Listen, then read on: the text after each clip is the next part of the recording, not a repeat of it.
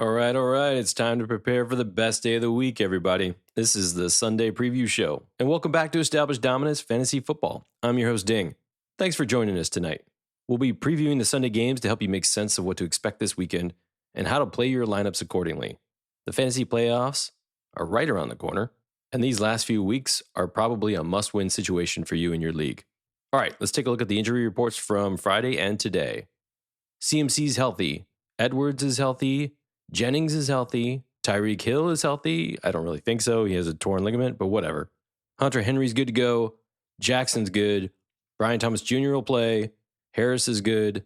Joey Bosa's good. Pollard's good. Jacobs is good. Aaron Jones is healthy. Algiers healthy. Cousins is healthy from his shoulder. Darnold is healthy. Mooney, he's good to go. Higgins is good. The dynamic duo in Cincinnati's back. And then Metcalf is healthy. Questionable still, we're waiting on Nick Bosa, Kittle, that's a big one. Warren, Adams, he's got an illness, he's probably going to play. And then Cooper, who really wants to play. All right, big names that are out this week: Bigsby, Laporta, Jamal Williams, Pacheco, Kincaid, Fant, and Reynolds. Full practices: Collins, Ferguson, and Pierce. They're probably all going to play, but we really don't have an official designation on them yet. And then Pittman, he says he's going to play. He's still nursing the back issue. I would assume he's going to play. Now remember to check 90 minutes prior to game time for the last minute updates on these guys, which you can also find on my X feed at Established Dominance. So check out there. I give them to you as soon as I got them. All right, now we're going to take a look at the early window in the Sunday games. I'm going to start off with the best team in the NFL, the Lions. And they host the Jaguars. And for those of you that think KC is the best just because they're 9-0, whatever, look inside yourself for some truth. I'm giving you the facts. Lions are the best team out there. Everybody agrees. All right, the Lions are healthy in this game. They've got their left tackle Decker back. That's huge. And then Zadarius Smith, he's on a snap count, but he's going to play. And they're going up against Mac Jones, is going to lead the Jags, and they're 2 touchdown underdogs. Now for the Lions, you're going to start every skill player here, but Laporta's out. Now that's a problem, but Brock Wright, don't sleep on this guy. 2 big reasons he's a good start this week. 1, he's a decent option when Laporta is out, and he has proven that in the past. He's good for 3 to 5 targets. He's touchdown dependent, but, maybe there's nobody else out there. And then 2, this game has a chance of really getting out of hand. I mean, the Lions, last time they played them, they put 40 points up on the Jags, and they could be benching their starters in the fourth quarter, but Brock Wright, as the tight end too, he's going to continue to play, so he might get extra reps, extra targets in that fourth quarter when everyone is sitting if the game does indeed get out of hand. And that's huge for you. Garbage time touchdown. You know it. I know it. I love him. Now, the Jags, on the other hand, they're not healthy. Lawrence is out. Bigsby's out. Mac Jones is in. Train wreck. ETN, he's a huge risk to start. Now, if Bigsby doesn't play, he's probably going to see 15 touches, but his production is going to be pretty low. You have to hope for a touchdown here or maybe a bunch of dump-off passes so he can crack like 10 points PPR. Now, Brian Thomas is healthy again. But Jones barely looked his way last week. He only had 3 targets. And now they face a better defense. And Zadarius Smith, oh baby. Ingram, he's the only safe starter on the Jags. He'll probably see his usual 6 to 9 targets, crack 50 yards, and he has a touchdown potential. I wouldn't be surprised if the Jags get a pick 6 off of Goff, who's coming off his 5 interception glorious game last week. Jeez. You could see that, but I still don't think you start the Jaguars defense here. Last time they played, again, Detroit put a 40 burger on them. Not good. Next game we'll look at is the Packers and the Bears. Now, the Packers go into Chicago healthier than they've ever been lately, and they're rested coming off the bye. And they're facing a team who's in complete disarray after firing the offensive coordinator last week. Vager has this sleeper of a game at the second lowest over-under of the week. Temper your expectations overall.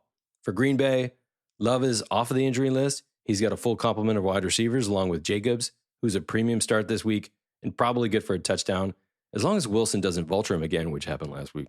As far as the wideouts are concerned, Reed is the most talented. I've been saying that all season. I hope you believe me by now. He should see decent target load along with Watson. Kraft is also a startable person here. I can't guarantee which wide receiver is going to get the touchdown, but Love, man, he's got to throw one this week. He was blanked last week, and there's a good chance he's probably going to get at least 1 touchdown, maybe 2. Now, the Bears, they're going to have to do some soul searching to find a touchdown this week. They were embarrassed last week at New England. They fired their offensive coordinator. They brought in a new one. Talk about a catastrophe for a struggling rookie quarterback who now has to learn a new system from a new offensive coordinator midseason. Yeah, I know he was a coach already on the team, but there's going to be subtle changes that, as a rookie, he's not going to be able to pick up on. So expect plenty of miscues, misfires from Caleb Williams, who profiles to have another epic fail of a weekend. He's unstartable. Swift, he should push for 20 touches if they're smart, so he's a decent play, but he's not getting a lot of receptions. So from a PPR standpoint, there's a risk there. Now, last week, every receiver got the same amount of targets, almost like it was designed. I don't agree with that, but they need to pick an alpha. Now, I thought DJ Moore was the alpha. Who knows now? Everything's muddled. I can't recommend anyone to start here except for Swift, and even that's a risk. Any wide receiver that you start in Chicago is really touchdown dependent, and will most likely have about 10 points PPR or maybe even less. If you can avoid it, I would. All right, let's talk Vikings and Titans. Now, it looks like the NFC North is dominating the early window this week, but here's another snooze fest with Vegas's lowest over-under of the week coming at you. Will a real Sam Darnold please stand up? Please stand up. Please stand up. I'm tooting my horn a little here. Since preseason, I've been preaching his weaknesses, and he's finally been exposed. The Vikings defense and a little bit of luck have bailed him out, but I would not start him in this game, even though they are favored by 6. It actually feels like a trap to me, only because you know he's good for at least 1 interception, 1 fumble, and maybe even a pick 6. I'm just going to call it pick 6. All right, for crying out loud, they should have lost to Jax last week. Jeez, I mean, it was terrible. Aaron Jones, he's healthy. He's a must start, along with JJ and TJ. Love it, JJ and TJ. Addison has fallen back now. The TJ is back dominating. There's just too many mouths to feed. And again, it's Darnold, so he really can't spread the ball that much. Addison's a risky play this week. I know Akers had a surprising 40-60 split with Jones last week, and that certainly has a chance to develop in this game, as well as the lack of confidence the coaching staff has in Darnold right now. I mean, he could get pulled in this game if he's really bad. Now, the Vikings defense, they're a premium start this week with Levis back at the helm, looking good there. Speaking of Levis, this is not the start you're looking for. Avoid him here unless you have no option. He might even produce negative points. I'm just kidding. He'll probably get something, but I mean, seriously, don't start him. Pollard, however, he's off the injury report. He should return back to his 16 to 20 usual touches, with Spears sprinkling in for a few as well. Spears is a risky start here.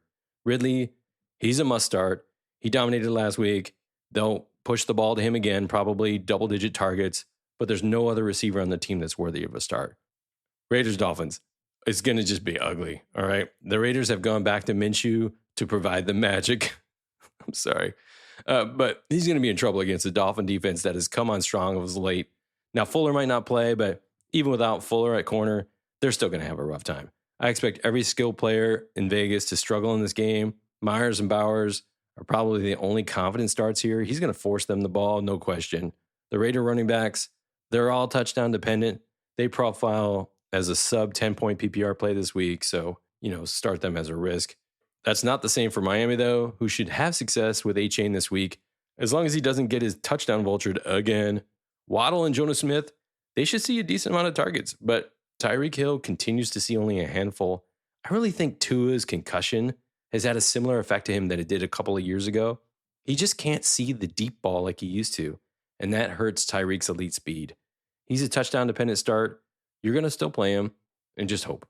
All right, as for Tua, he'll probably find the end zone twice, around 250 yards passing. He'll be a decent start this week. And the Rams and Patriots, the Rams losing last week to the Dolphins was kind of a shocker. Nakua, Kupp, and Kyron, they're all no-brainer starts here, but they need to find the end zone after getting a goose egg combined between the three of them. Now, Stafford, he's a decent play. He'll get a couple of touchdowns. He'll push 300 yards, but don't sleep on the Patriots defense. They could be surprising against the pass. Now, the Patriots, they're a wild card here. They could keep this game close. May will probably push for 200-plus yards and 2 touchdowns, 1 rushing, 1 on the air. Stevenson, he should get 20 touches or more. He's a solid play as he usually is, but the wide receiver core, that's a huge question mark. Douglas, Booty, getting equal looks. They're both risky starts here. Maybe one of them gets a touchdown, but it's really hard to tell. Hunter Henry, he's healthy again. He should get a larger target share this week. He'll probably push for his normal 6 to 8 targets. He might even lead the team in yards. All right, in the Browns-Saints game. Wow, this week is just chock full of matchups of sub-500 teams. It's tough to see how the Browns are going to do in this game. Even after they're coming off the bye, they should be more healthy. Winston, I expect him to have greater success than last week, He'll probably push for 200 yards, 2 touchdowns. I think Judy will lead in targets again. Tillman also looks like a good bet to get double targets this week as well. One or both of them are going to get touchdowns. Just hard to say. I think Nick Chubb will see more playing time and more touches. He'll probably push for 20 touches and is a good bet for a touchdown. Other than that, I can't see any starters on this team worth playing this week. Now, on the flip side, the Saints, they have some serious problems. As crazy as it sounds, I think Derek Carr is a decent bet for a start this week, only because MVS is acting like Shaheed used to, and he's giving him the deep ball option, which he loves. Now, I think it's very likely that the two of them hook up for another long touchdown, even though Cleveland's a tougher defense than they faced last week, and Carr will probably find himself under pressure a lot. Now, Taysom Hill, he should be busy in this game. He's a must start, not only seeing 5 to 7 targets, but he'll get a couple of rushes as he usually does.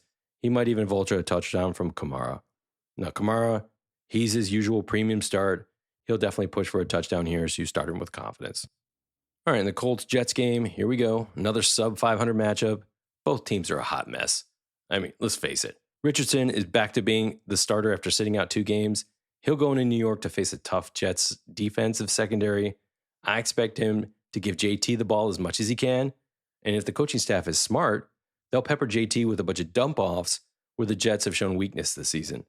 It's difficult to figure out who's going to get the lion's share of targets amongst the wideouts, but Downs and Pierce seem to be his favorites, while Pittman, who's still nursing the back issue, but he's going to play, he's non-startable in my opinion. I think there's better options out there. Now, regardless, Richardson should be on your bench in this matchup. It just doesn't profile well for him. On the flip side, Rodgers, he actually has a decent start opportunity here coming off of a terrible outing against Arizona.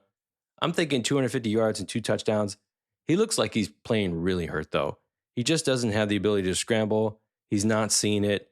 He's just throwing the ball up there. Adams and Wilson, they're getting double-digit targets opportunities, and they're probably going to get more in this game. But Adams has been ill all week. He can't seem to hit him in stride. Even if Adams gets 10 targets, he only gets like 40 yards in catching. So I don't know what's going on with Rodgers, but it's kind of a risky play. You're going to play all 3 of these guys, but don't expect too much. Breece Hall, he should have decent success. He should find the end zone in this game. But the rest of the skill players, they're all bench dashes.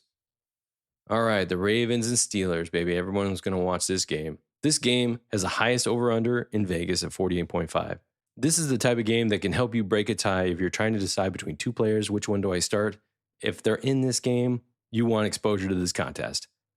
I'd start almost all skill players for both teams here, but not all of them are going to get touchdowns. I know it's 48.5 for the over-under, but they're still going to have good days. Pickens, Harris, Henry, Flowers, and the quarterbacks, they're all going to have good PPR production, plus probably a touchdown. Start them all. Flowers is going to dominate targets again. Deontay Johnson, he's continuing to learn the playbook. Coach says he's going to get more plays. I'm not sure he's startable still. That's a risky play. Mark Andrews, he's going to get his usual looks, although likely has a chance of playing. I still think Mark Andrews is the healthier of the two, so go with Andrews. Now for Pittsburgh, Warren is questionable. If he doesn't play, Harris should have a big load to carry, but the Ravens are tough against the run, so temper your expectations. He's going to have to get angry. You hear me, Najee? Get angry.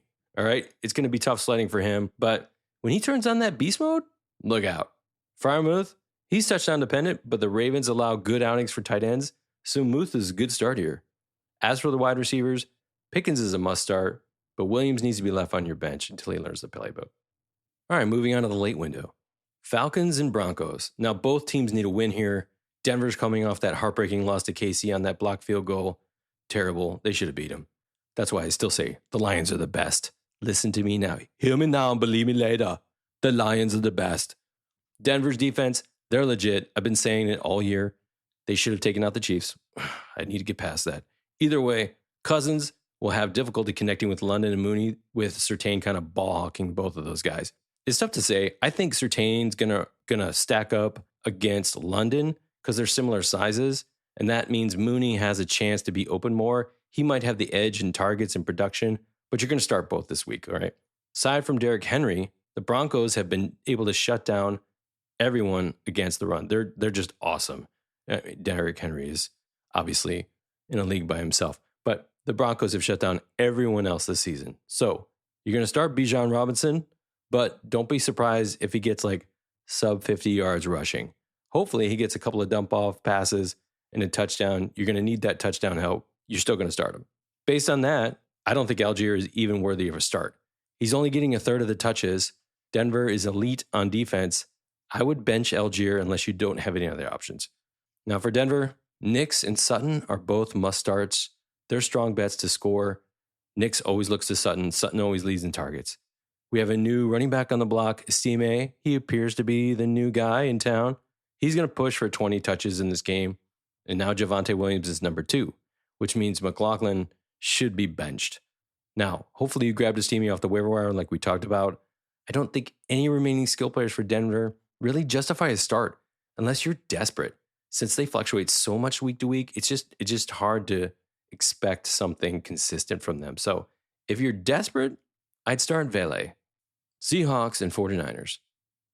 It's an NFC West rematch here where the Niners won by double digits in Seattle already this season when they hosted them, and now they have a healthy CMC. So in the previous matchup, Guerendo and Mason combined for almost 200 yards total. So CMC is like the number one play this week. Purdy, he's going to be a premium play this week too. He had 3 touchdowns in the previous performance in Seattle. I think he matches that again.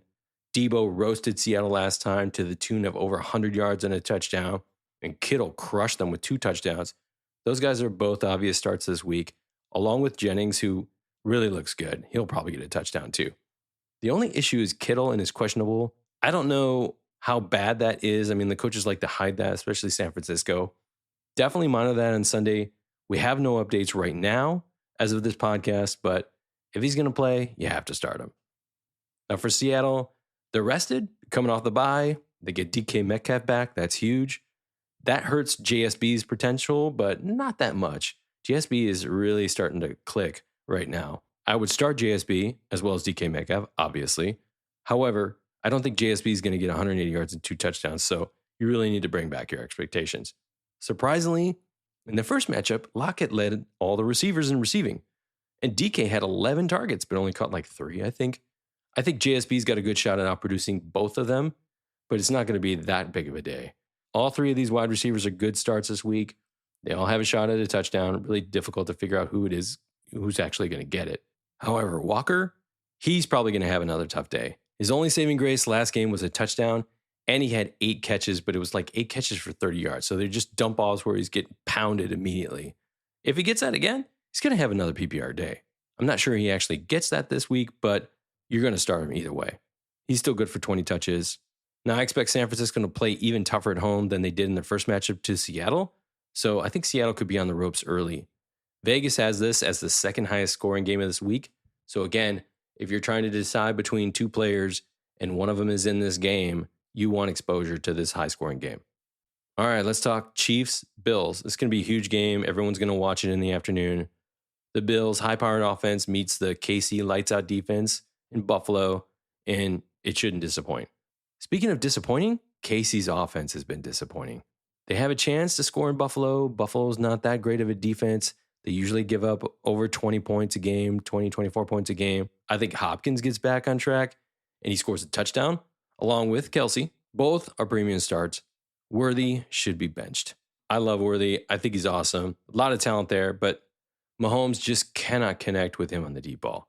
I don't know what the issue is. Hopkins is getting all the red zone looks, along with Kelsey. I just don't see Worthy as a quality start this week. Smith-Schuster's back. He's unstartable. He had his one game of awesomeness. And then Hardman, if you're truly desperate, you can start him, but I wouldn't. Now, you're going to play Mahomes unless you have someone else who can give you 250 yards and 2 touchdowns better. You probably don't, so Mahomes is going to start for you. Buffalo, now they're going to have trouble against this defense, even though they're at home. All right, KC has had great success all year long against running backs. Even Henry, they stopped. All right, Henry had less than 50 yards on the ground. All right, Cook and Davis, they're going to struggle. All right, they really are. I wouldn't start Davis. I think he's a bench stash here. You got to hope that Cook gets a few catches and a touchdown that doesn't get vultured by Allen. And at wide receiver, even more problems for Buffalo. Coleman's out. Cooper, he's questionable, but he wants to play through it. I think he's talking about wearing a cast. That doesn't sound good to catch the ball. Ali, how does that actually work? I have a cast, so I'm just going to catch with one hand. I'm like, OBJ, whatever. Anyway, sounds like a problem. Shakir, he's shaping up to be the guy who's going to be the target hog in this one. He's a must start. Kincaid, he's out. Knox is going to step in. He's a decent play. Knox is talented. And KC tends to give up good yardage to tight ends. I think Knox could come away with a large target share, some good yardage numbers, and maybe even a touchdown. If he's out there, grab him if you don't have a better tight end to start. Now, the last person to discuss, obviously, is Allen. You're going to start him. He's probably going to score 2 to 3 times, one on the ground because he's got to get his. Cook's probably going to get hosed like he always does. He'll have 250 yards. He'll probably have an interception and a fumble. Don't expect too much here. He's not going to give you 30 points against the KC defense.